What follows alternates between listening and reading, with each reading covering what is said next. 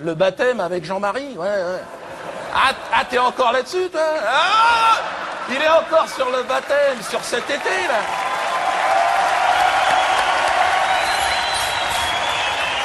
Ah, génial! Vous avez vu comment ils ont marché, les médias? Et jusque-là, je leur ai mis jusque-là. Bon, j'étais pas tout seul, hein, mais j'étais obligé. Et tu sais combien ça coûte une campagne promo sur TF1? J'ai pas les moyens, je suis fini, moi. J'appelle Jean-Marie, c'était un dimanche. J'ai dit, Jean-Marie, je vous dérange pas? Ah, je l'appelle Jean-Marie. Et il m'a dit, non, non, pas du tout. Il me dit, j'étais dans le jardin, en train de torturer un chat. Et je lui dis, c'est bizarre, mais j'ai dit torturer tranquillement, je vous rappelle dans 5 minutes. Il m'a dit, non, non, c'est bon, il est en train de sécher les tripes à l'air. On a 5 secondes, qu'est-ce que je peux faire pour vous? Alors j'ai dit, Jean-Marc, voilà, c'est le boycott, c'est la censure, je m'en sors pas, les mecs me crachent à la gueule, antisémite, nanana. Il m'a dit, oui, je connais. Déjà, on avait un point commun, c'est clair. Et je ne dis pas que les chambres à gaz n'ont pas existé.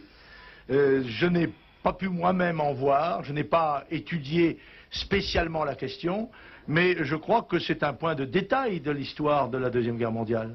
Vous êtes connu pour avoir fait un grand combat contre le racisme, contre la xénophobie, mais à un certain moment, vous êtes pleinement affiché sur les écrans de télévision avec Jean-Marie Le Pen, qui est taxé le plus raciste et le plus xénophobe en France. Renseignez-vous, sa fille, elle est donnée, elle va être candidate, il la donne présente au second tour des élections présidentielles. C'est-à-dire que le Jean-Marie Le Pen, qui n'aime pas les années noires et les arabes, je le connais, j'ai grandi avec et je me suis battu contre lui.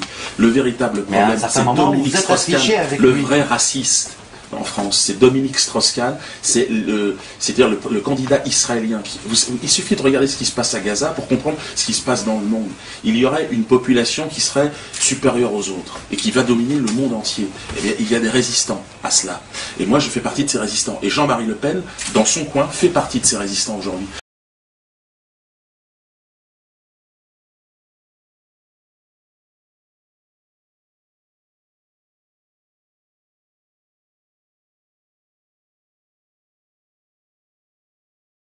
Trop d'Arabes et trop de Noirs à Marseille. Il y en a beaucoup, oui, c'est vrai. Parce qu'il y en a trop. Oui, trop, même trop, oui, parce que 300 000... Trop d'Arabes et trop de Noirs à Marseille. Oui, 300 000 musulmans à Marseille, parce qu'il n'y a pas que des Noirs et des Arabes, parce qu'on sait qu'en France, l'immigration est planétaire, on vient de partout, d'Amérique du Sud, de Turquie, d'Asie, de Chine, de tout. Ah non, il est très fort, Jean-Marie. Extrêmement fort. Alors je l'ai appelé un jour, tu sais, j'ai eu son numéro par un copain, bon, enfin bref, on s'est rencontrés, c'est encore autre chose. Et Mais Alain, oui, c'est un copain, donc c'est difficile de parler d'un ami. Alors, il a ses opinions qui sont tranchées. Nous avons un point commun, c'est notre anti-sionisme sincère, je pense. Et moi, Alain et Yahya Gouasmi, on a pris quand même cette responsabilité de présenter une liste antisioniste aux élections européennes de 2009. C'était, je crois, historique. Vous verrez, depuis la dernière guerre mondiale, il n'y avait pas eu d'événement politique dans le domaine de l'antisionisme d'aussi fort, quoi.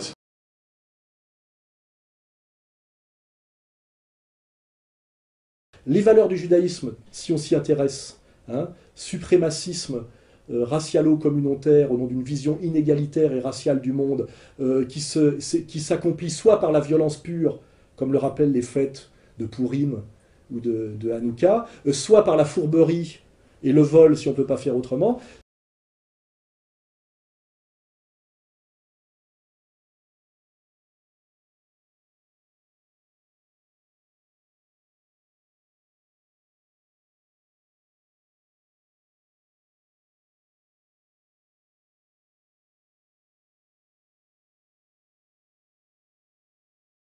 Les gens qui viennent, ce qu'on appelle de l'extrême droite, je suis désolé, ce sont souvent des patriotes français, ce sont des gens qui défendent des idées qui sont finalement, qui auraient été des idées de gauche dans les années 30. Hein.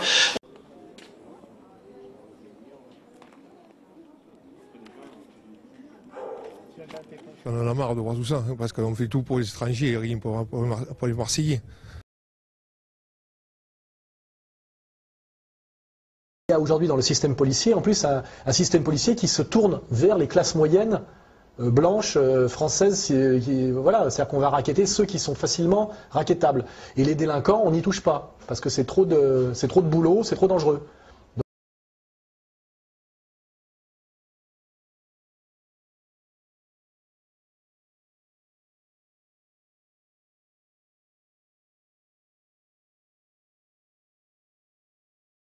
La solution alors pour vous?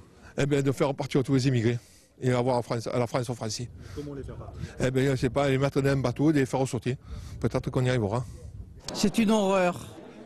Pour quelle raison? Parce qu'on est déjà envahi comme ça et là on le saura davantage. Puis on ne sait pas ce qui se passe dans ces mosquées, on ne sait pas. Les réquisitions du parquet ont été suivies dans l'affaire de Tizi. Les 2 militants FN qui avaient passé à tabac 2 habitants d'origine maghrébine en avril 2007 ont écopé de prison ferme, 6 mois pour l'un, 4 pour l'autre, pour violence en réunion avec armes. En marge de la campagne présidentielle, le meurtre d'un jeune homme hier à Marseille par des colleurs d'affiches du Front National. Facile, et moi je veux que vous récupérez le bâton pour qu'ils passent tous en garde à vue. Comme ça aurait été n'importe qui d'entre nous qui serait passé en garde à vue. Ça aurait été dans le sens contraire, on serait déjà tous en garde à vue. Alors je comprends pas que vous les embarquiez pas. Non, il y a une totale différence. Ça c'est réel, ça serait ma face, monsieur Dorban. Je serais déjà en garde à vue pour ce qui vient de se passer. Alors maintenant, ils viennent de m'agresser à 4 et vous les embarquez pas, c'est pas tout à fait pas normal. Ils vont passer 1 heure là-bas, que moi je leur ai passé 48. Les élections sont terminées, la propagande publicitaire, c'est terminé, ils n'ont pas à C'est faire comme ça. ça que ça marche en France. De nos jours, la discrimination est partout. Alors faudra pas s'étonner s'il y a des émeutes. Il y a des émeutes tout le temps. S'il y a des agressions, s'il y a des cramages de voitures, s'il y a tout ça. Vous allez là-bas, ok? Derrière, qui là derrière? Ils ont le droit de faire un Le bout de bois, il est où? Donnez.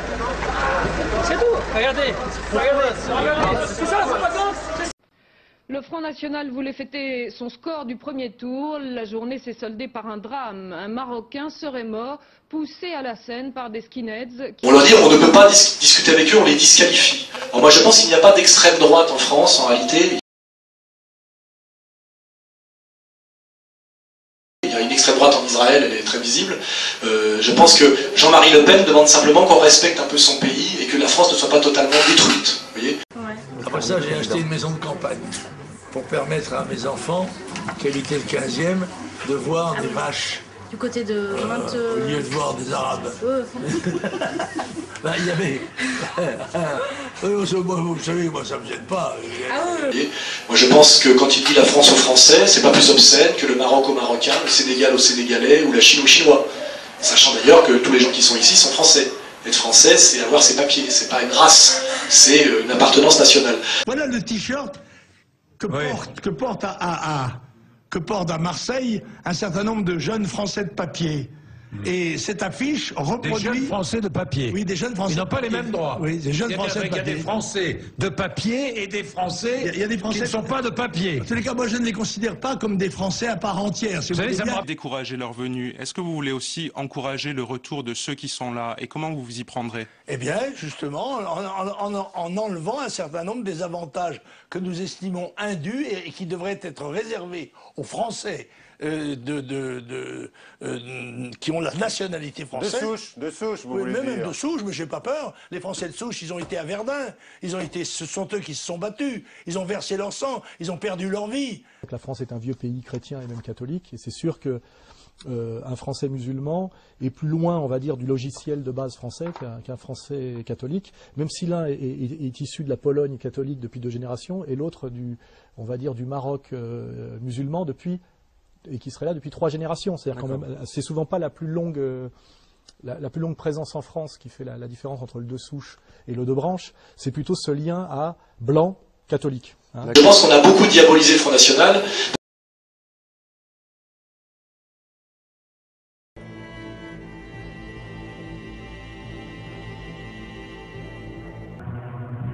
Marine Le Pen ne fait pas partie du GUD.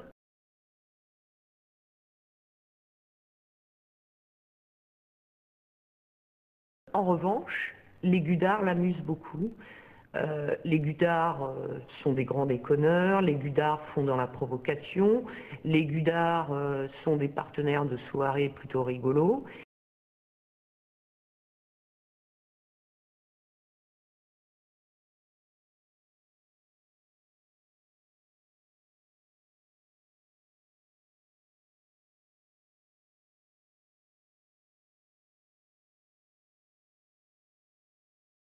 Et donc Marine Le Pen va nouer à cette époque, tout en n'étant pas membre du GUN, des relations qui vont durer avec certaines figures donc, de ce syndicat étudiant. Non pas l'Europe des clopards, mais l'Europe des hommes debout, l'Europe nationaliste.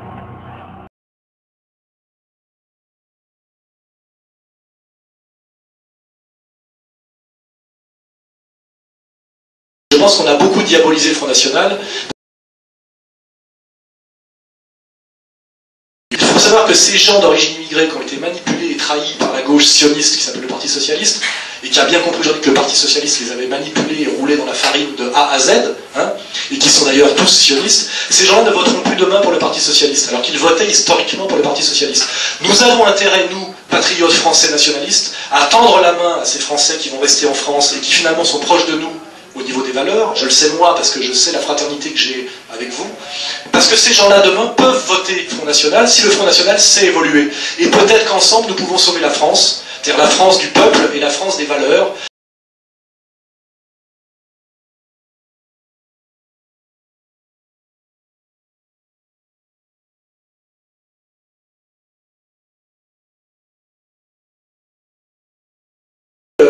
Effectivement, je comprends qu'une certaine extrême droite racialiste bande sur Israël, mais moi, ni moi d'ailleurs, ni Le Pen ne venons de cette extrême droite-là. Nous sommes simplement des nationalistes patriotes français. Nous sommes des nationaux républicains. Hein. C'est autre chose. Voilà.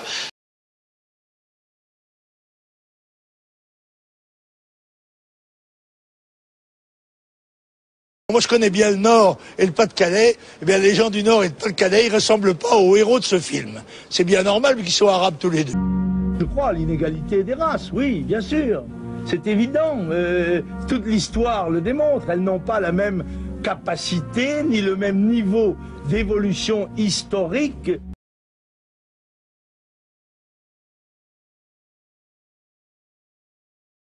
Donc comprenez bien une chose, quand vous dites aux Français « vous nous avez colonisés », c'est que c'est très souvent totalement faux. Les Français, on leur a pas demandé leur avis et ils n'y ont pas participé. Ils étaient même d'ailleurs pour la décolonisation.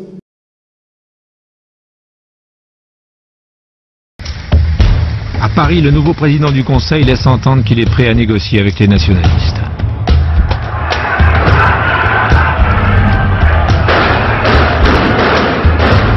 Pour les Français d'Algérie, c'est la phase de trop. 13 mai 58 à Alger, l'un des tournants de la guerre. La foule se révolte et lance l'assaut sur le gouvernement général. Un soulèvement que l'armée laisse faire, qu'elle approuve même.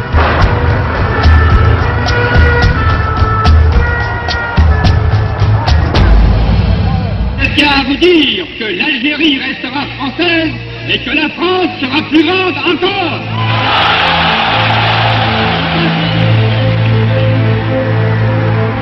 En quelques jours, les manifestations s'étendent à toute l'Algérie. Les gens qu'on en finisse avec l'Algérie, ils ne voulaient pas que leurs enfants aillent mourir à la guerre parce que c'était une conscription dangereuse. Donc il n'y avait pas cette violence colonialiste française qu'on peut retrouver par contre chez certains peuples anglo-saxons qui ont une histoire, je dirais, assez agressive et expansionniste. Voilà.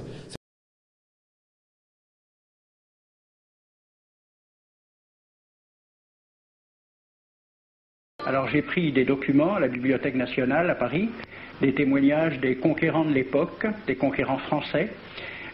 Savary, duc de Rovigo, apportez des têtes, bouchez les conduites d'eau avec la tête du premier bédouin que vous rencontrerez, au nom bien sûr de la civilisation. Christian, dans l'Afrique française, un détachement de l'armée parti d'Alger surprend la tribu désarmée des Olifias et massacre sur le champ tous les hommes, femmes, enfants, sans distinction. On parlera de 12 000 morts. Les troupeaux raflés aux Olifias seront vendus au consul du Danemark. Quant au reste du butin, il fut exposé au marché de Babazoun. On y voyait des bracelets de femmes encore attachés à des poignets coupés et des boucles d'oreilles pendant à des lambeaux de chair, au nom de la civilisation.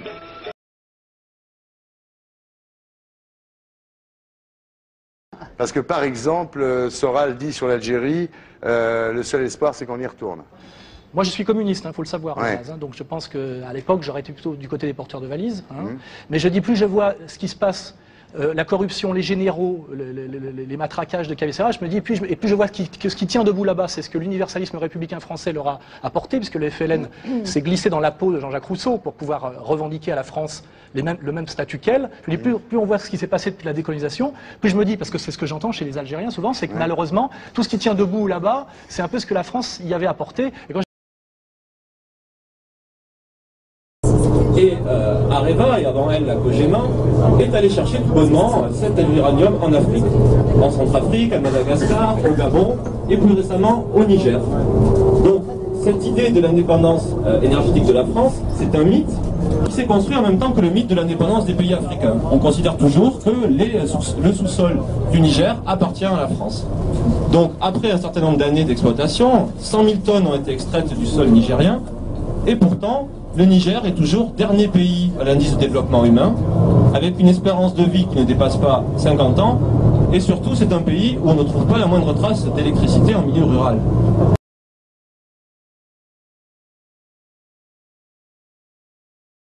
Je dirais à Ouria Boutelja, que j'ai croisé à la télé, quelle est la preuve de la réussite totale de la colonisation. Car sans la colonisation, cette petite Algérienne serait aujourd'hui tatouée en bleu sur le front, dans un bled de moyenne montagne. Elle aurait déjà été, si gosse, elle aurait été mariée de force, ce qui est normal dans une société patriarcale traditionnelle, elle aurait déjà 6 gosses, et elle fermerait sa gueule. C'est grâce à la colonisation et à la France qu'elle peut être une révolutionnaire anti-française haineuse. Voilà, il y a un appartement qui s'appelle la France, qui est dans le salon, qui est dans les chambres à coucher, qui est au fond des chiottes. Et quand on est au fond des chiottes depuis 40 ans, on ne gueule pas comme si on était dans le salon avec la télécommande de la télé.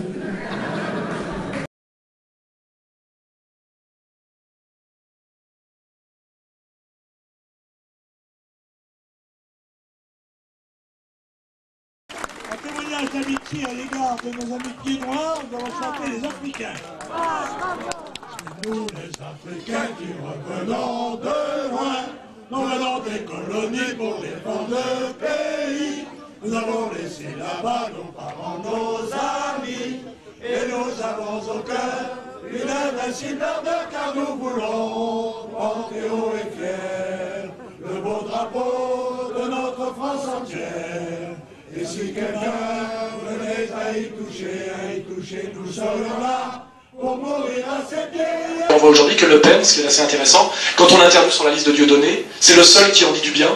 Et d'ailleurs, il en dit plus de bien que de la liste de son propre candidat, M. Jean-Michel Dubois, dont on ne parle jamais, dont il n'a rien à foutre visiblement. Et je pense que je connais beaucoup de gens du Front National qui sont sur ma ligne, c'est une ligne antiraciste, on va le dire, une ligne nationale républicaine saine, et qui disent nous voterons pour la liste Dieudonné.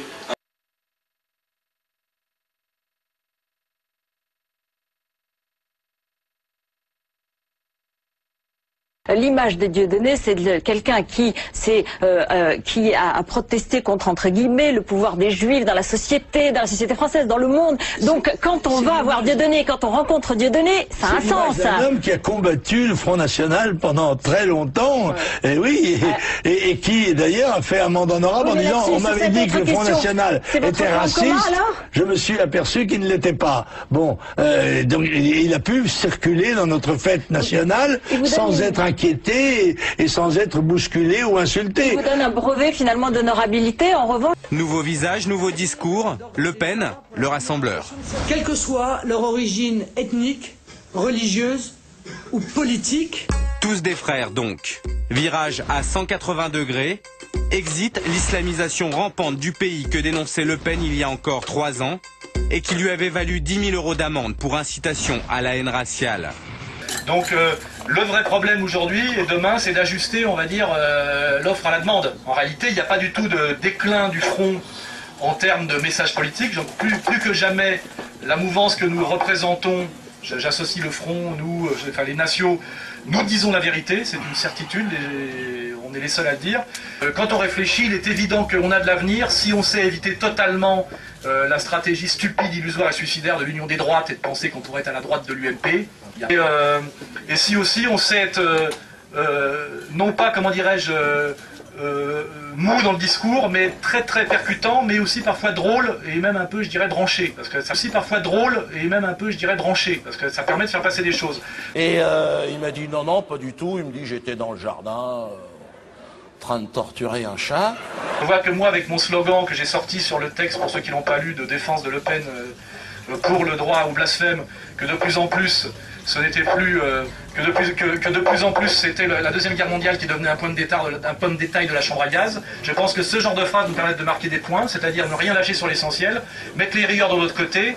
Joe Ananas, tu me prends par la Shoah, je te prends par l'ananas. Joe Ananas, Et rendre perplexe l'adversaire.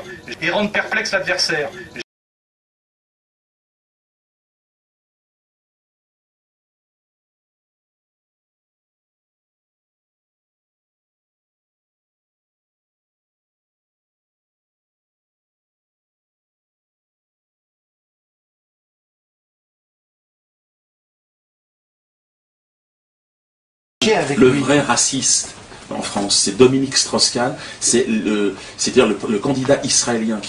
Il suffit de regarder ce qui se passe à Gaza pour comprendre ce qui se passe dans le monde. Il y aurait une population qui serait supérieure aux autres et qui va dominer le monde entier.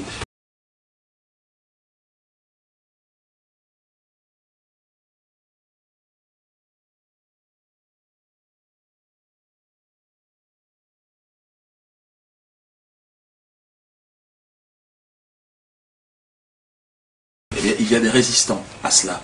Et moi, je fais partie de ces résistants. Et Jean-Marie Le Pen, dans son coin, fait partie de ces résistants aujourd'hui.